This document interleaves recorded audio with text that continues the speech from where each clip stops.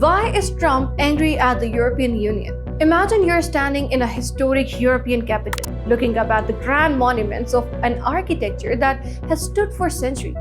You see people sitting at the cafes, high-speed trains gliding smoothly into modern stations, and a sense of absolute safety and prosperity hanging in the air. For more than 80 years, the people living on this continent have enjoyed an unprecedented gold age of peace and economic stability. They never had to worry about massive foreign invasions or rebuilding their shattered cities from ruins. Why? Because they believed they were under the permanent protection of an invisible, ironclad shield. They fully trusted that across the Atlantic Ocean, the world's ultimate military superpower would always stand guard, ready to project its massive power to keep Europe safe. They called this golden era the Pax Americana, the American peace.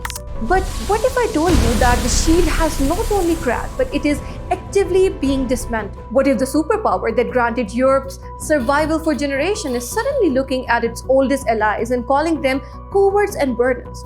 This is the reality shaking the European continent to its absolute core today. The long era of certainties is officially dead, and Europe is suddenly realizing that it could no longer rely on its historic alliance and partnership with the US. The deep contradictions that were quietly swept under the rug of decades have violently burst into the open, leaving the Western world in a state of unprecedented strategic panic. But we will get to the dramatic airport blockades, the secret refusals, and the shocking threat that left European leaders completely speechless in just a moment. First, to understand how this multi-billion-dollar alliance pushed itself to the absolute brink of a historical breakup, we have to understand the true nature of foundation it was built upon. See, the entire concept of collective security between US and Europe dates all the way back to early days of the Cold War era and the intense confrontation between the two massive blocs. After the utter devastation of Second World War, the world was violently split. To prevent Western Europeans from being swallowed up, Washington established a hegemonic order designed to guarantee European defense through joint military coordination. But as international relations experts look back at this history, they point out a deeply uncomfortable truth. The Pax Americana was, in reality, always a bellum Americanum, a continuous, highly calculated struggle by United States to maintain and enforce its own global supremacy. Europe was a vital geopolitical staging ground, a collection of buffer states that aligned perfectly with American strategic interests. For decades, as long as the hegemonic order dominated, it was highly plausible to argue that European and American interests were completely identical, if not identical. The deep contradictions were hidden behind a shared narrative of democratic values and free market capitalism. But then, the global sandbox began to shift. The hegemonic order dominated by the US following the collapse of the former Soviet Union began to disintegrate from the inside out, and the world started moving rapidly toward a complex, multipolar system. Suddenly, the old order began to crack and the mask began to slip completely. The first massive, unmistakable cracks in the transatlantic relationship started appearing during Donald Trump's first stint in the White House. He did not look at the European Union through the idealistic lens of a shared history or democratic brotherhood. Instead, he looked at it as a hyper-transactional business competitor. He frequently and publicly railed against the bloc, openly describing the European Union as a foe and declaring that they were worse than China when it came to trade and economic competition. When Trump returned to the Oval Office for his second term, that long-standing disdain completely morphed into outright hatred. Now, for a brief moment, it looked like the alliance had found a way to save itself. When the war in Ukraine broke out, it initially seemed to provide the North Atlantic Treaty Organization with the exact long-sought justification for its continued existence. Transatlanticists in Brussels and Washington celebrated believing that a common adversary would permanently glue the two sides back together. But history has a way of playing cruel tricks, because from the perspective of the European transatlanticists, that exact war actually marked the beginning of a process that was highly counterproductive. The conflict stretched European sources to the absolute limit, emptied their ammunition stockpiles, and brought their relations with Washington dangerously close to an absolutely rupture. To survive Trump's hyper-aggressive criticism of NATO, European allies were forced into a series of deeply pragmatic defensive policies. They implemented massive joint procurement mechanism and handled complex transfers of American military equipment to front lines via NATO allies. They even took a breathtaking economic gamble, committing to drastically increase their national defense spending to an unprecedented 5% of their entire gross domestic product, desperately trying to move toward a more equitable burden-sharing model with the US. At the same time as Washington launched brutal trade wars and slapped heavy tariffs on European goods, the continent was forced to frantically seek out brand new economic partnerships and alternative global markets just to keep its industries alive. And the behavior from the White House only grew more unpredictable and bizarre. The Trump administration made a renewed, hyper-aggressive attempt to legally acquire Greenland, which is an autonomous territory belonging to Denmark. This sudden land grab sparked intense diplomatic tension directly with Denmark and sent a wave of profound concern ripping through every single European ally. They looked across the ocean and wondered if their protector had completely lost his mind. Yet, for a while, European leaders could still comfort themselves with a single excuse. They could tell themselves that these crises were just temporary anomalies, simple products of a volatile American administration's passing policy. But then came the ultimate turning point. The deep contradiction that had always existed but were previously hidden finally came to light, and the catalyst was the outbreak of US-Israel war against Iran. When Washington and Tel Aviv launched their full-scale military campaign into West Asia, the White House did not bother to consult its European allies. They simply expected total uncritical obedience. The Trump administration immediately started issuing highly demanding requests to European governments.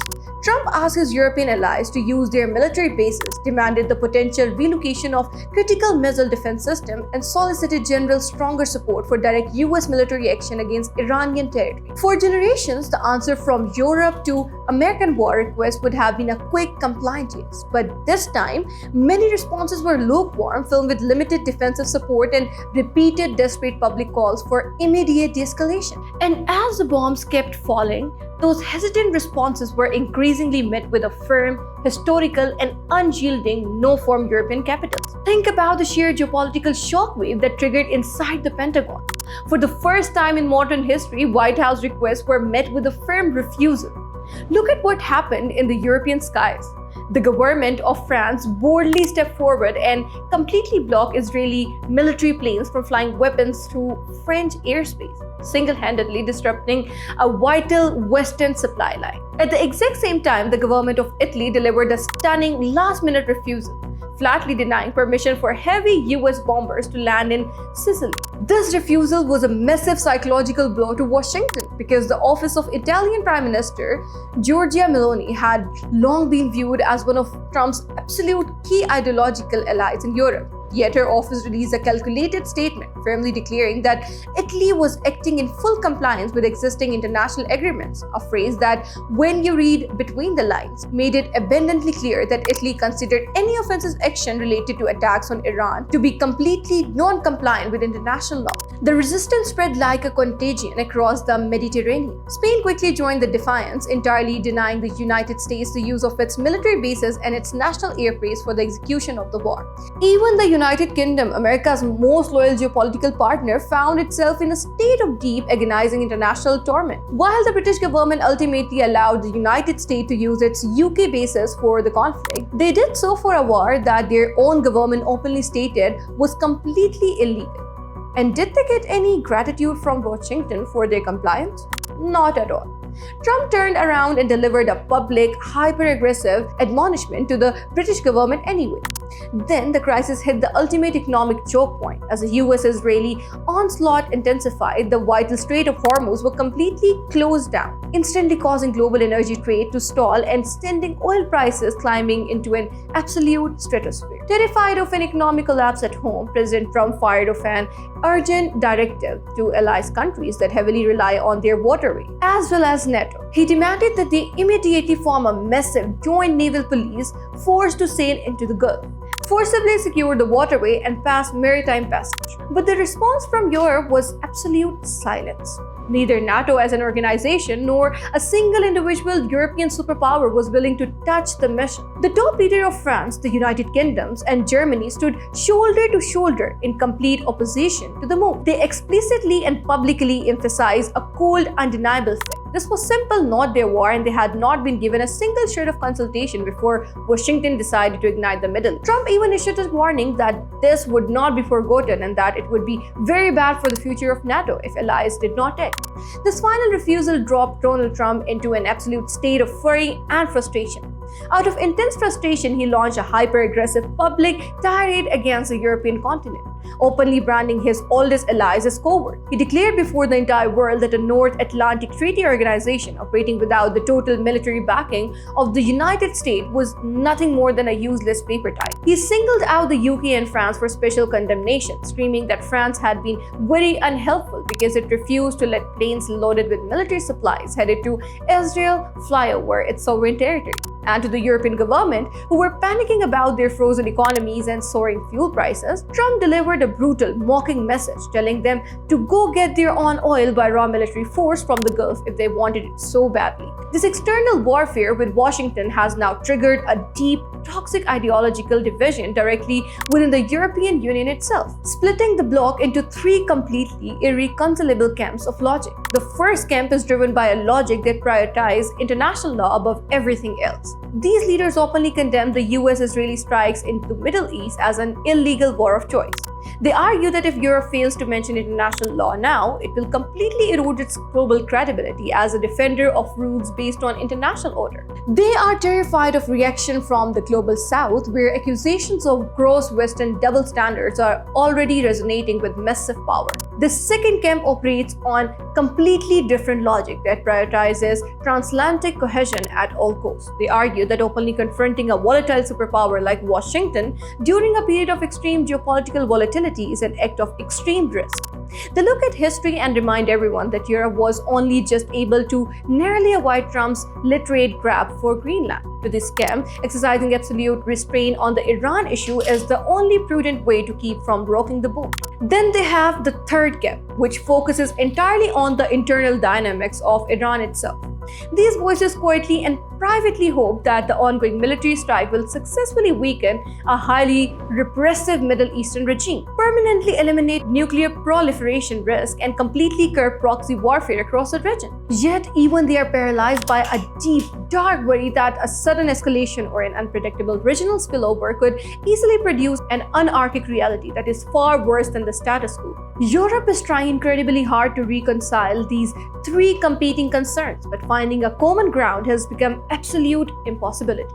Some powerful figures like German Chancellor Friedrich Merz have desperately attempted to bridge this widening chasm by shifting the public debate entirely toward what they call the day after. He is urging his partners to focus on future coordination with Washington and European partners on what follows when the war ends.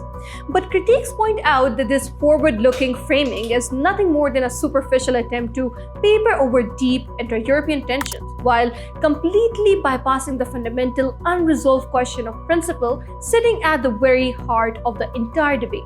In conclusion, the European Union finds itself trapped in a structurally uncomfortable and deeply vulnerable position. For years, the European Union entirely policy toward Iran was centered strictly on Tehran's nuclear program and anchored securely in diplomacy backed by incremental pressure, aimed entirely at containment through negotiation and de-escalation. But that historical approach has officially and completely run its course, leaving behind an absolute strategic vacuum where a coherent new strategy has yet to emerge. This historic crisis has laid bare both the strategic emptiness and fatal internal divisions to Western world. And as the unipolar order crumbles around them, the European Union faces a brutal, unavoidable choice that will permanently determine its very existence on the global stage.